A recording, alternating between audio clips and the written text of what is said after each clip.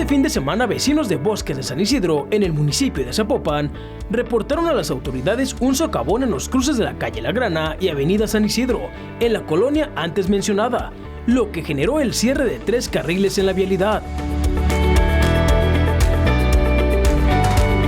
Derivado de lo sucedido, las labores para conocer el origen comenzaron a cargo de CIAPA y la Secretaría de Infraestructura y Obra Pública de Jalisco, donde se detectó la ruptura de un colector pluvial de 72 pulgadas de diámetro, lo que provocó el hundimiento del pavimento.